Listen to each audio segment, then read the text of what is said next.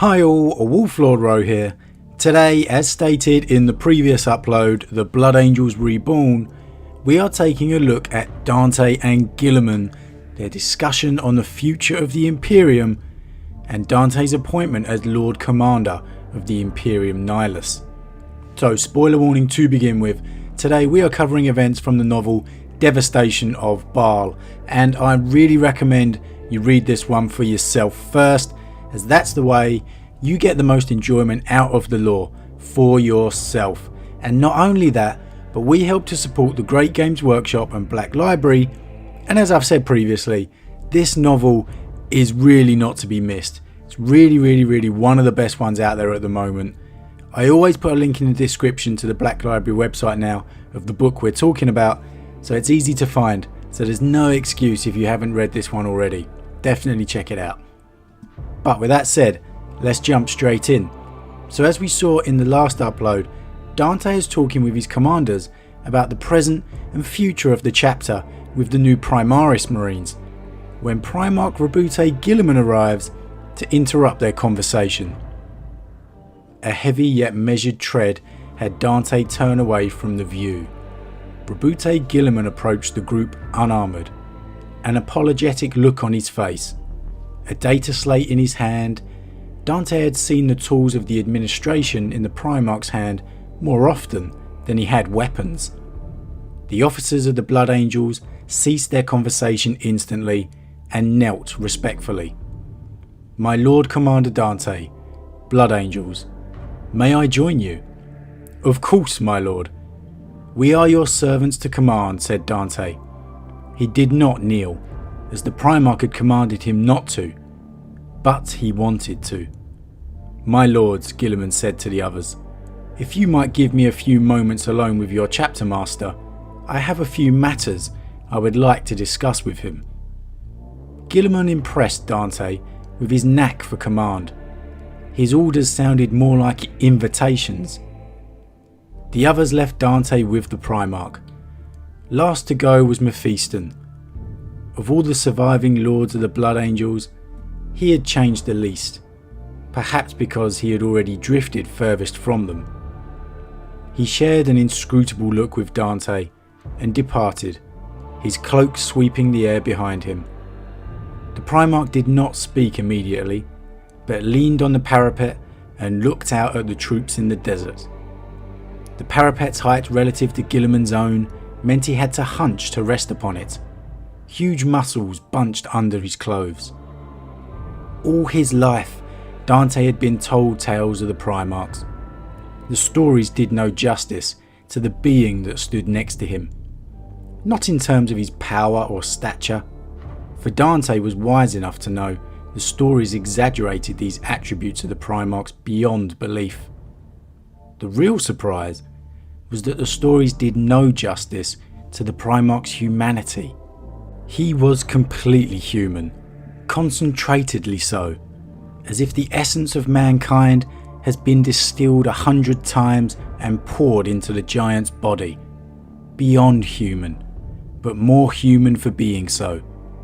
He was the perfect exemplar of sacred mankind in every way, except in the thick rope of a scar that ran lopsided across his throat. I find Dante's observation of Guilliman here very interesting, as it's one I very much share, as you guys know, that the Primarchs, despite their godlike power, are still very much human. Yes, if they may think differently, as crafted weapons of war, but they still have human emotion, which, as in any human, is their greatest strength and your weakness.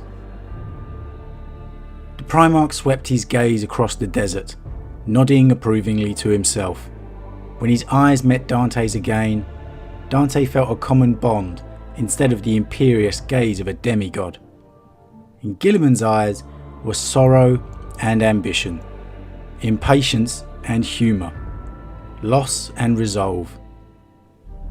They were sentiments Dante knew only too well, although despite this openness of feeling, Guilliman could not help but be commanding.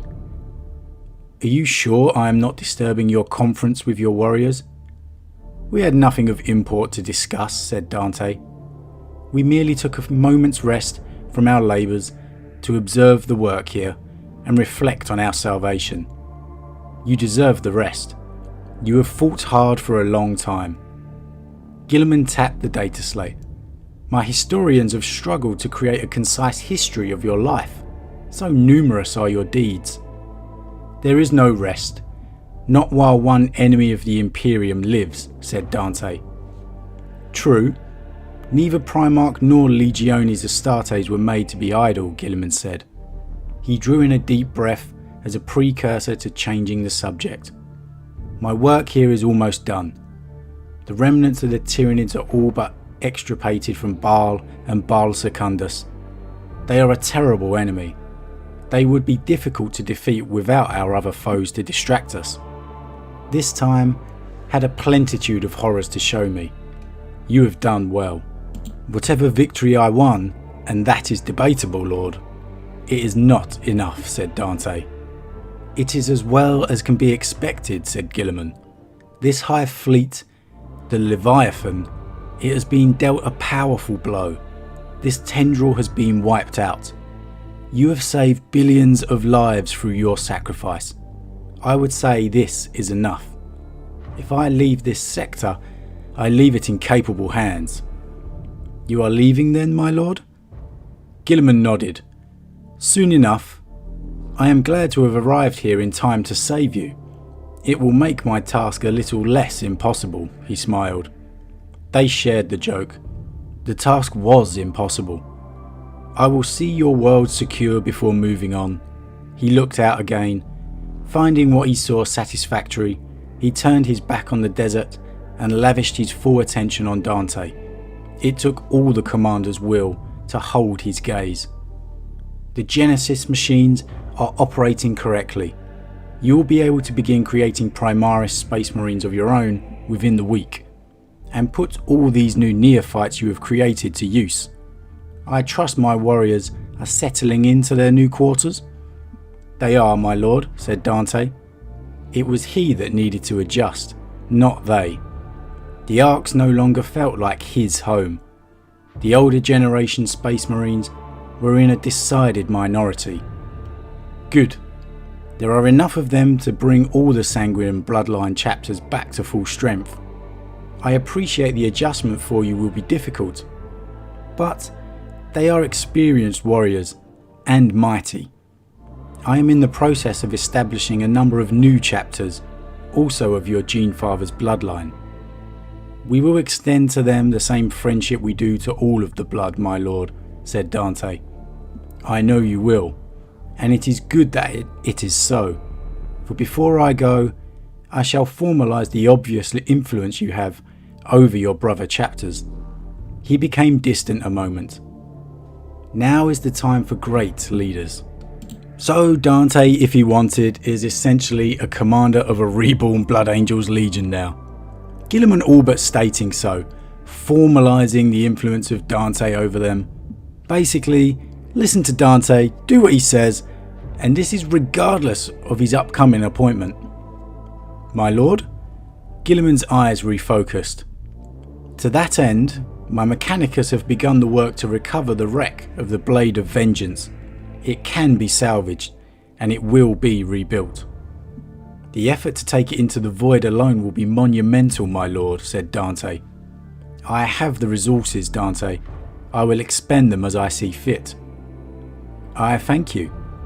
It is a fine gesture. It is no gesture. You will need it. Guilliman placed a hand upon Commander Dante's shoulder and smiled sadly. Listen, son of my brother. You have witnessed much. I sense in you your weariness. The Emperor never told me how long the Space Marines were supposed to live, but I suspect he never envisaged any living quite so long as you. I am weary, my lord. It is true, but I shall not stint in my service. I do not think you will. As I understand it from these records, you have carried the mantle of Imperial Hero for a very long time. I am here now, my son. Be no longer afraid. Put aside your weariness. You may not need masquerade as my brother any longer, for a real Primarch walks among men again. Okay, a couple of points here. I really wish Dante had asked Guilliman about Sanguinius. It didn't have to be much, just a simple tell me of my father, tell me of my Primarch, and have Guilliman talk of Sanguinius, talk of his brother. It wouldn't have to be much, just a few simple lines. How much he was loved by his brothers, his sacrifice for the Emperor, or maybe just how much Guilliman wishes he was here right now. I really feel that's a missed opportunity here. I would have loved to hear something along those lines. And secondly, Guilliman calling Dante my son. Now, I'm going to assume it's not a writing error, and Guilliman does actually call Dante his son, just a few moments after saying son of my brother. Perhaps calling him nephew may not have sounded quite right, but to think on it, Guilliman most likely has found the closest thing to a kindred spirit in Dante since he's returned to this new Imperium. Dante has been a hero of the Imperium for over 1,500 years. He is a true son of the Imperium. His list of accolades, Guilliman himself states, is too long for true record. He has been the closest thing to a Primarch since the Primarchs themselves. I think Guilliman respects that, which is evident from the telling Dante not to bow before him, the way he conducts himself so honestly with him. I meant no deception or pridefulness, my lord. Guilliman smiled and squeezed Dante's pauldron. The metal creaked at the pressure his bare hand exerted. I know plenty about men being worshipped when they would rather not be. The error is a common one, and it is not yours. You have nothing to feel shame for. I offer you relief, not condemnation. Remove your helmet. Dante took off Sanguinius's mask, exposing his aged features to Guilliman's scrutiny. The Primarch had seen him without armour while Dante recovered, but he felt naked before Guilliman's gaze in a way he had not before. I must soon leave Imperium Nihilus, said Guilliman. My final mission here was to reinforce you and your chapter successors, to shore up the defense of the Imperium in this segmentum. He let his words die in his mouth and began again. Dante, I am afraid I am going to add to your burdens. The Blood Angels and their successors are needed more than ever. You need no longer allow men to see you as my brother, but I cannot let you retreat from the role of hero. I am going to name you Warden of Imperium Nihilus, commander of all Imperial forces north of the Great Rift. I must return over the Cicatrix Maledictum soon. Now I have found someone who will strive in my stead. I may. The situation here, though dire, is not as bad as I feared, while that in the Imperium remains parlous. I understand. I will do my best. Your best is more than I could wish for. Guilliman looked overhead. Baal Primus and Baal Secundus continued their slow waltz around Baal as they always had. Only Baal Primus was now dead, and upon the southern hemisphere the demonic rune of Kabanda's name leered in bright white bone. The skull of millions of Tyranids, from void ships to vermin gatherers, had been stacked to create this sigil. Look at that, said Guilliman. The arrogance of the Neverborn remains as great as it ever was. But it is we who remain, and it is we who shall prevail, Dante. Dante, there is a lesser task I will set you. He lifted his hand up to encompass 3 worlds. These planets were hells. For generations we have recruited the strong over the weak, in the belief it makes our warriors better. I do not think this is so. Cruel men make cruel warriors, make cruel lords. We need to be better. We need to rise over the need for violence and recognise other human qualities in our recruits. Your chapter has ever understood this. If we do not, then we will fall prey to our worst excesses, the kind of thing that represents. He pointed at Kabanda's name. It has long been in your capability to transform these worlds. Baal Primus is dead, but you need not let your remaining people suffer. Will they fight any better for dwelling on a world that kills them? By sacrificing their children to the Emperor, they have earned a better life. Once you have torn that blasphemy down, raise up the population of Baal Secundus. Teach them what they are fighting for. A line must be drawn between what is good and what is evil. For if the great enemy comes with offers of power to a wretch, what reasons does he have to refuse hell if he dwells in it already? That's a great point by Guilliman. Too much of the Imperium is in squalor. The majority of its people living terribly harsh lives, while the rich few live in luxury. And he's completely right in temptation being all the more great when you are already living a life of hardship and pain. I look forward very much to seeing a new Baal with the Blood Angels' artistry and craftsmanship put to good use. Guilliman was tense. Dante had not expected that in the Lord of Ultramar. Guilliman was impatient for things to change. He was angered by what he had found upon his rebirth, and he was not hiding it. You must find the strength to continue, Commander Dante, said Guilliman. There are very few warriors like you in the galaxy anymore. I need every exemplar of heroism I can find. Please do not disappoint me. I will not, my Lord Regent. Guilliman smiled at him again and reached out to Dante. Dante extended his hand, the Primarch's fingers engulfing them. Gauntlet and all. I know you will not. I am counting on you to prove me right. And there we have it.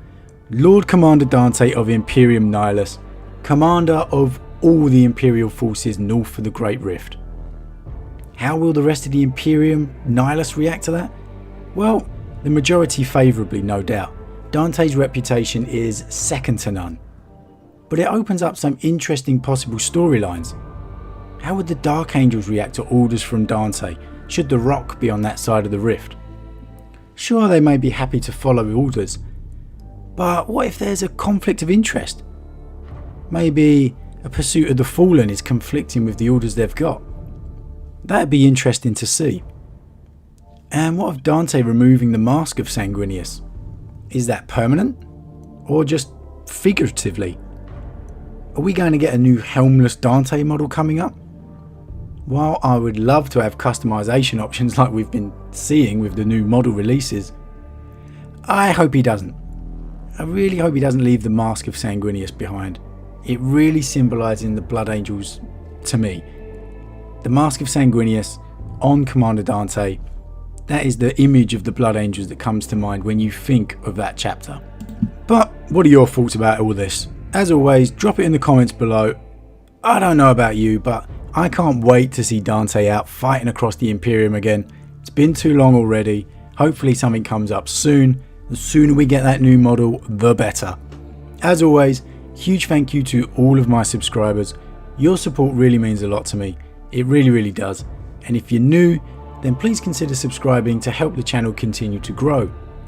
If you enjoyed this particular vid, then why not drop a like on it too. But with that said, I'm now off, and I'll see you guys again real soon.